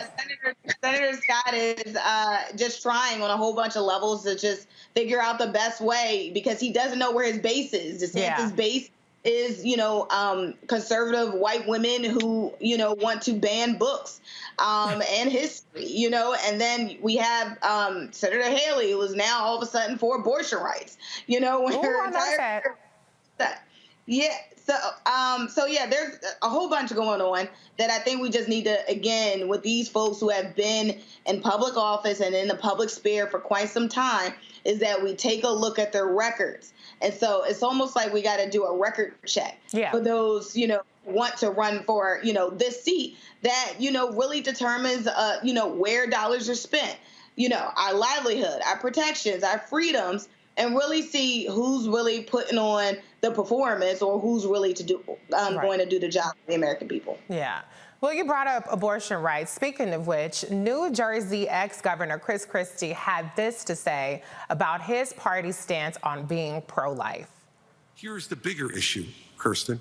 The bigger issue is, and Tim began to touch on this, we're not pro-life for the whole life. To be pro-life for the whole life means that the life of a 16-year-old drug addict on the floor of the county lockup is precious, and we should get treatment for her to restore her life. The 52-year-old who's drug addicted should make sure that any of his children who he's passed that addiction on to are treated well too. Pro-life's not just in the womb, Kirsten, it's for the whole life. Damn it, I agree with Chris Christie on that. Now, I don't think his record reflects the rhetoric that he's spewing up there, but I mean, I do think, Lauren, and I want to go to you on this, if any of these Republicans were even remotely reasonable, there might be a little bit of an appetite for people to support them. What do you think? Yeah, absolutely. I mean, they never seem to choose the option and the strategy of broadening the tent of ideas in the Republican Party to get more support. That never seems to be on the table, Yeah. We saw a situation with picking the speaker where every option is on the table except agreeing with the Democrats on a consensus candidate, because we can't be caught dead broadening the tent or moderating in any way. It's always got to be the solution to everything has got to be some sort of zero-sum type of thing. And on an issue so personal like abortion, which I can never figure out why the Republican Party that talks so much, at least the traditional Republican Party, talks about getting government out of people's lives, suddenly wants to be in your life when it comes to the most important decisions that an individual has to make. Typically, two individuals have to make. Yeah. And why it's anybody else's business other than those two individuals, I haven't figured out yet. As long as those two individuals are above the age of 18, I'm not sure why that's the case, but the Republican Party, for some reason, wants to get wrapped around the axle on this issue. And now this Dobbs decision is making them pay big time at the polls, which is what we just saw in Virginia. We'd already seen it in several other states, but Virginia really confirmed it, because these candidates in Virginia were running abortion ads like you never want to believe in terms of pro-choice. And they all pretty much, most of them won on that message. So this is a huge problem for the Republican Party as long as they want to have absolutist views, which apparently they want to have, and they're going to keep losing. And losing is typically what makes a strategy in politics change, but we'll see. Well, the Republicans also believe they could just cheat their way to win it too, But obviously abortion is a hugely losing issue for them on a broader scale. Sure, it's fine in Mississippi and Louisiana or in these deep red states, Idaho, but when you're talking about purplish states or even like red, but like just on the other side of purple red, it's not a winning issue. I did see some change in rhetoric. There wasn't as much talk about a national abortion ban as more of states' rights, which is a shift. And Teresa, I'm going to go to you on this because you brought this up as well. Nikki Haley, she tried to moderate her rhetoric around abortion, saying, well, you know, there are people that are, you shouldn't judge people based on their abortion stance. There are people that are, you know, pro-choice, and I don't agree with them, but, you know, that's they voted. Do you think anybody's going to buy that any of these Republicans, like Nikki Haley, are suddenly more moderate, which is still extreme to me to even be pro-abortion the way they are? I'm sorry, anti-abortion. But do you think anybody's going to buy this slight pivot that they're trying to do? Not at all, unless it is a voter who hasn't paid attention to the record. And that's why I said really need to go and set the record straight. I think, you know, Nikki Haley's team has been doing their due diligence and reading what's been happening since the election. Pennsylvania is a purple state.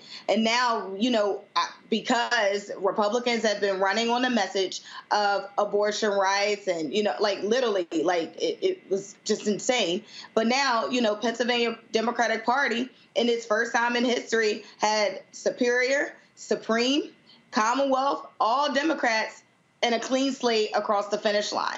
And guess what? They were actually talking about pro-choice. But, you know, media isn't covering that. They're saying, you know, that the issue is that Republicans, you know, are just one way. And what I think Nikki is actually trying to show is that, hey, I can change my mind, especially if I'm going in a higher office. I can change my mind, especially that I'm starting to listen to the surface of what it's saying. So I think all of them really, you know, if they really believe what they're hearing on the ground, then policies do change. And honestly, when we ask for, you know, our elected officials to do is to look at the facts, listen to the people, and create the narrative that'll get you across the finish line, but also make sure that you're actually going to implement it once you're there. Now, do we believe, back to your original question, Nikki Haley is actually going to, you know, do we believe her that she is pro-choice?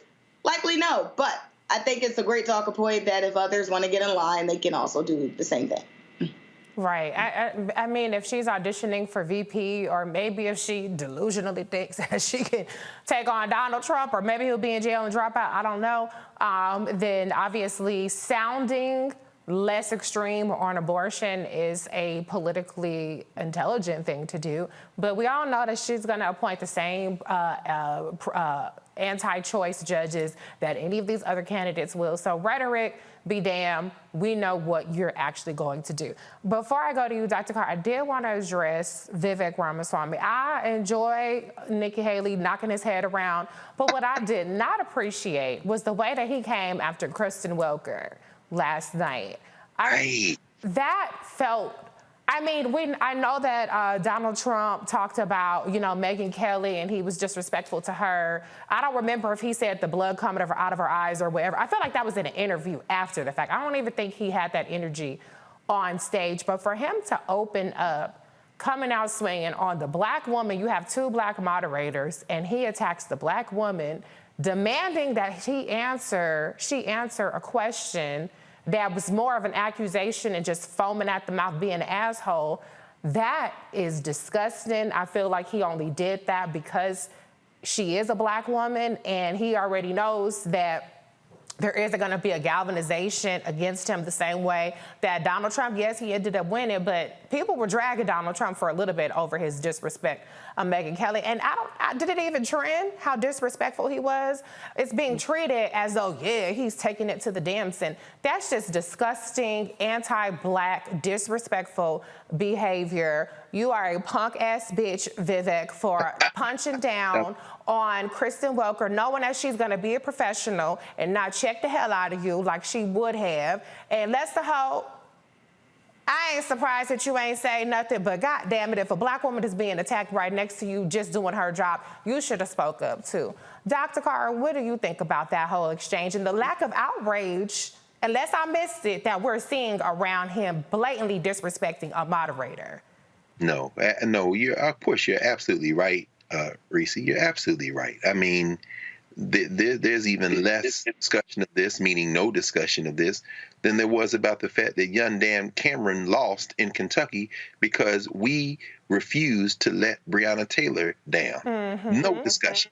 You see Joe Scarborough with his, soft white nationalists behind and his partner sitting up in there, and they want to make what happened in Kentucky about abortion. There's no discussion of black women.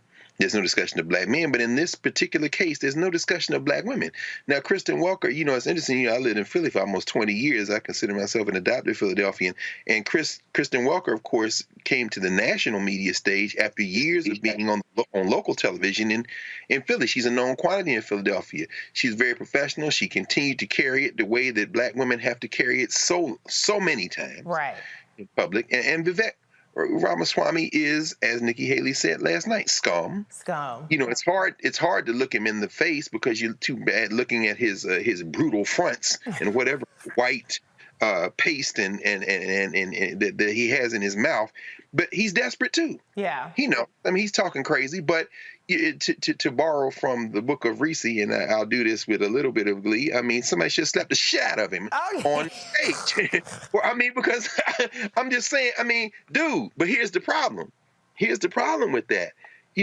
We are now in a politics, and again, this is why I always appreciate not only this forum and this venue and this platform and the conversations we have, because it's so vital, but when we hear the political analysis of people like Lauren Victoria Burke and what happened in Virginia, just because Northam is, I'm not North Lord, I'm thinking about it like they are the same.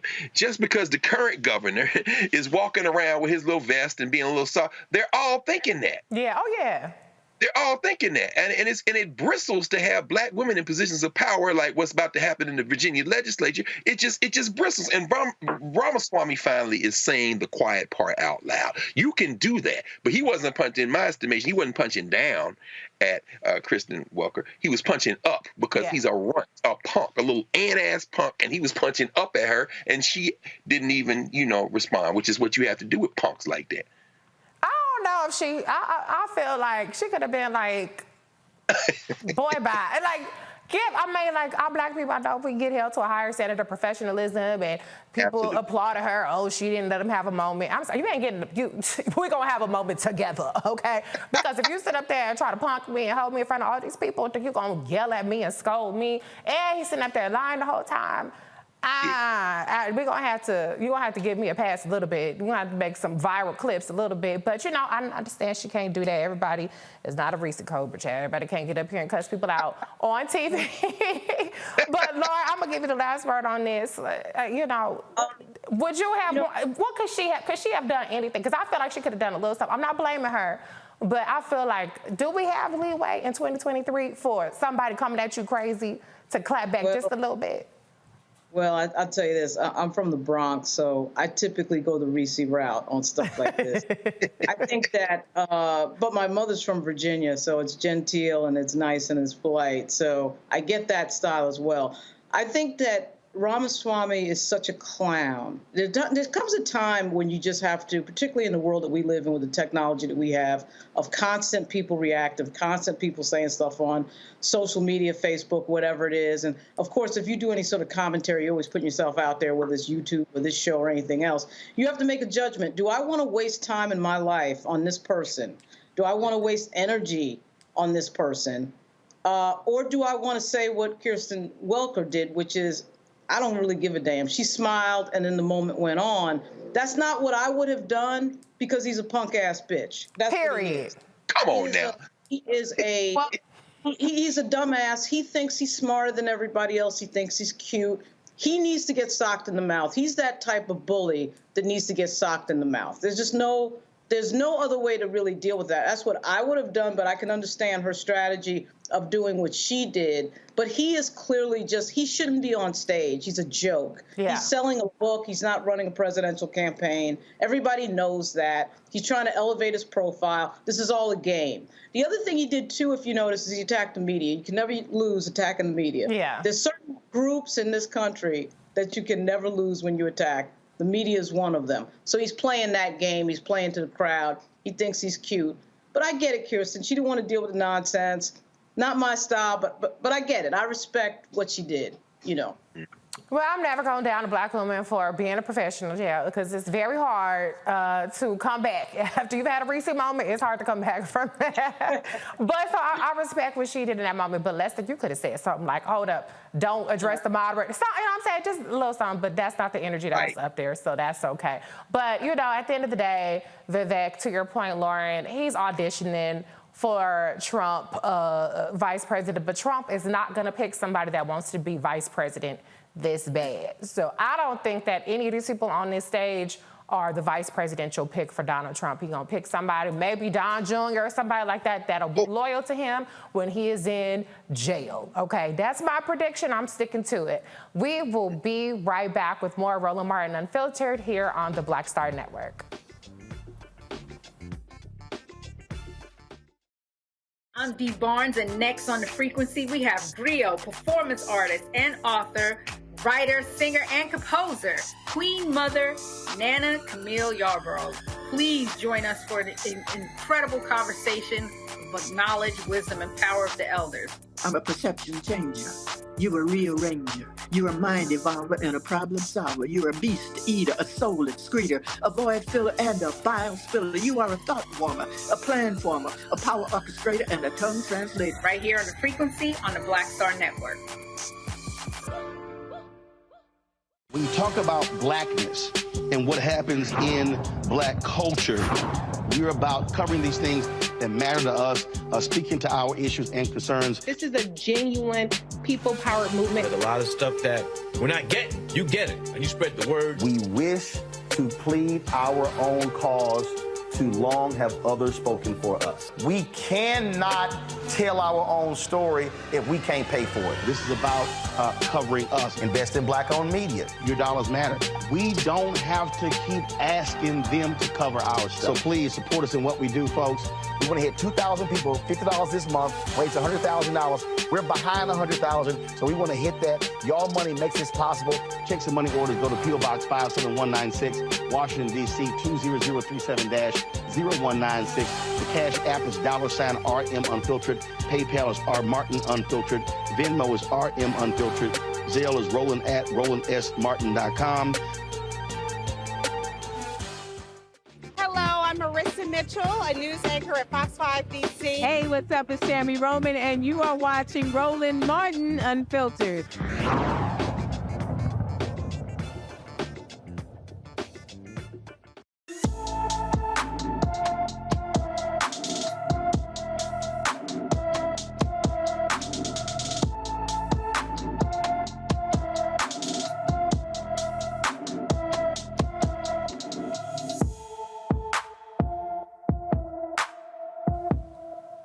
Jasmine McReynolds has been missing from Mobile, Alabama since May 11, 2023. The 15-year-old is 5 feet 5 inches tall, weighs 215 pounds, with black hair and brown eyes. Anyone with information about Jasmine McReynolds should call the Mobile, Alabama Police Department at 251-208-7211. The Black Alabama riverboat co-captain who was attacked on August 5th is facing assault charges. Damian Pickett is charged with third-degree assault, becoming the sixth person charged in the brawl, which happened because a private pontoon boat was preventing the Harriet II riverboat from docking along the Montgomery riverfront, but was blocked by a Pickett who took a smaller boat to the dock to move the pontoon boat on his own. But 4 white boaters attacked him, prompting others to defend Pickett, causing a massive melee. Zachary Shipman said in a new complaint that he was not trying to fight Pickett, but was defending himself and suffered a bruised cheekbone after Pickett allegedly punched him in the face. Shipman is charged with assaulting Pickett and is scheduled for the trial later this month. 2 people have already pled guilty to their roles in the August incident. Now, hold up.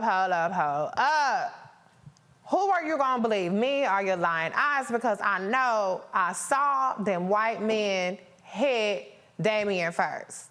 So, not guilty, I'm gonna stick beside him, but it's enough black people out there where I don't know if it's a majority like it is in Louisiana or unanimous, but not guilty, not guilty, not guilty. Teresa, what do you think about these charges being brought so late in this brawl that obviously Damien was a victim of?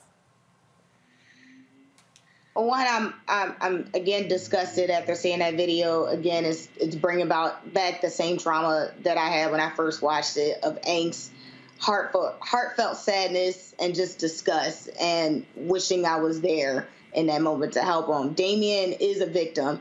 Damien deserves justice, and Damien was fighting for his life. We don't know if a blow could have, knocked Damien out on the ground, and then next thing you know, we're having this conversation about a murder and, what charges we should bring there. Right. Thank God he's still alive. And I think, when we, take a look at the justice system and the degree of how long this took, yes, some people thought about it as a joke, and we start getting the chair.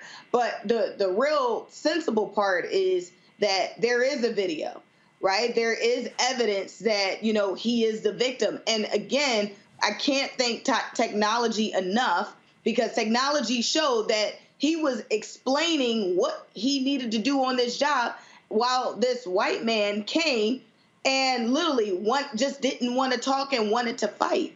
I've never seen anything like this, but this is, again, another example of white privilege happening at an all-time high. And I firmly believe on this. If this video was not being recorded the way it is, I'm sure they would have said it was a one-on-one fight. Yeah. Well, you cannot lie when we have receipts, and it's a black enough area, like I said, y'all got one job on that jury trial. Now, they might not let enough black people on there, but if you're the only black person, you got one job, not guilty. Lauren, though, I mean, Teresa, I can't say I felt angst or anxiety. I was like, get his ass. That's what I was like, because, we came through. You had the black Michael Phelps out there, Aquaman, who swam across, came to the rescue. The big bros came down. It was a whole situation. Even Roland has his Team Whip That Ass chair T-shirts. It was a whole thing. I feel like we had such a victory from that, though, that this moment was inevitable. But they was going to try to find one extra black person to throw under the bus and file charges on, and, he's easily identifiable. Is this retaliation, Lauren, for how excited black people were to see the Montgomery uprising? Yeah, I mean, it's so rare to see. In fact, I don't know that we've actually seen a video in history where black people are recorded on video whooping ass in that fashion in the South, or maybe not in any place else, against a bunch of white folks in a brawl, or all-out brawl on video. Yeah. Certainly we've heard, historically we've, of course, heard of many stories of things that have happened, but on video, this may be a first in that sense. And so, of course, as a history major, we see the history of Alabama rearing its head with regard to the way the criminal justice system works, which of course is disproportionately unjust toward black people. So of course it has to be, it has to be the case that we throw back to the order of what the history is, which is that a black person cannot be allowed to get into that type of altercation without paying a social price, and they control. White folks in the South control the criminal justice system, which in Alabama means that there's going to be disproportionately negative mete-out justice against black folks. I find it interesting, typically in these types of cases where you have two people fighting, it's a wash. Yeah. Even if you have a situation where you can tell in the video that, of course, the white individual starts the fight, starts the contact, but once the second person starts hitting back, you have two people engaging in a fight, it's typically a wash. So it's fairly astonishing that he's being prosecuted. And with all the things that we saw in the video, that was, to me, the one, that set of exchanges, other than the folks that have him down on the ground, I would never have guessed that anyone would have been prosecuted. I would never guess that he would be prosecuted. Right, because now he is fighting against 5 people. So, not only would I have never guessed that he'd be prosecuted against the first individual, but now you've got 4 or 5 people on one guy and he's getting prosecuted. That's where you know you're in America. That's where you know you're in the South. And I'm telling you, it's going to be interesting to see what the trial and the penalty is, because that's where we really get into racial injustice. And, you know, a long history in this country, a 350-year-plus history in this country of seeing justice meted out against black folks, particularly black males. And so this is going to be, I think, what we would expect it to be given the history. And Dr. Carr, of course, will give us probably a better and more detailed answer than I will. But that is amazing that he is being prosecuted. Yeah, I mean, on the one hand, it's like the audacity, but on the other hand, it's like the caucasity. Because what they say is don't even throw up the hat, don't even throw up the bad signal, just take your lick. We could just come over here and we could just pound on you and turn you every which way but loose, and you can't do a damn thing about it. But not in 2023, not in Montgomery. Like I said, you got one job, black people, on that doggone jury. Dr. Carr, take us home. No question. No, I think we're all in one accord on this. I mean, Montgomery, I was just in Montgomery about a month ago, went down for Tuskegee's homecoming. It's a beautiful thing. One of my elders is being honored. He's the last that we know of living member of the founding chapter of Alpha at Tuskegee. He got his 75-year member pin, and we were in Montgomery for the ceremony. Shout out to Marie Kelsey.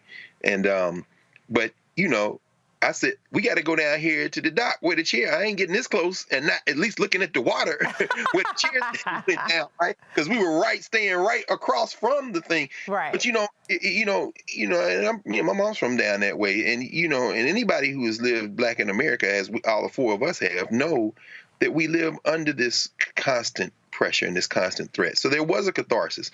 The thing that amazes me is that this was an act of violence all around, and we responded violently. And again, not to overburden the metaphor, but when you trap people and you put them in a situation where they are constantly under pressure and then you attack them, they're going to fight back. This is why Bibi Netanyahu better stop. Because this is going to be eternal war in that region. You're killing children. You're killing women. You claim to be fighting Hamas, which you, by the way, propped up for years to take out the PLO. But we're not going to talk about that today. Shout out to your tax dollars at work, United States. But when you pressure people, they fight back. The thing that I found kind of really comforting in this is that we've been talking about white folding chairs and beating the hell out of white people for 3 months, and ain't nobody said that we shouldn't be doing it. It's almost like that was a pressure valve for the ass whipping that you should get for the way black people are treated. Now, so I have to say that Montgomery is 60% black. Yeah. Steve Reed, the mayor, is black. Yep. The chief of police, Daryl Albert, is black. I think this charge was an attempt to pacify the white people that they are afraid of still to this day in Montgomery. But on the other side of the ledger, finally, Jim Cottrell, who's the captain of the Harriet II, said that this was racism. He said the white guys that attacked my deckhand, and he was a senior deckhand, first mate, I can't think of any other reason that they attacked him other than it's racially motivated. So I don't know whether on the 21st of November, when the brother is arraigned, he's going to have a lawyer with him. But if it goes to a jury trial, get your white captain to stand up in there and tell that jury, however they're racially composed, that the white man said it was racism, and I don't think he has anything to worry about. I know that's right. Well, we got to call it on that note. If you got your folding chairs, if you got your picks, whatever, go ahead and get out there and show the brother some support. I'm sure he's going to have a GoFundMe or something, Chad. We got to give him some money for the inconvenience. But it has been a great night. Thank you, Dr. Carr. Thank you, Teresa Lundy. Thank you, Lauren Victoria Burke. Thank you, Roland Martin, for giving me your host chair for the evening. That's a wrap for us. Y'all go ahead and contribute. I'm sure the stuff is going to be up there. And I believe Roland will be back tomorrow. So as for me, holla.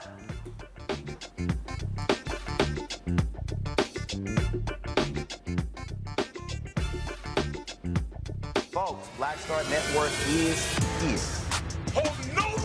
I'm real revolutionary right now. Support this man, Black Media. He makes sure that our stories are told. I Thank you for being the voice of Black America, Roland. Stay black. I love y'all. All momentum we have now, we have to keep this going. The video looks phenomenal. See, there's a difference between Black Star Network and Black-owned media and something like CNN. You can't be Black-owned media and be scared. It's time to be smart. Bring your eyeballs home. You dig?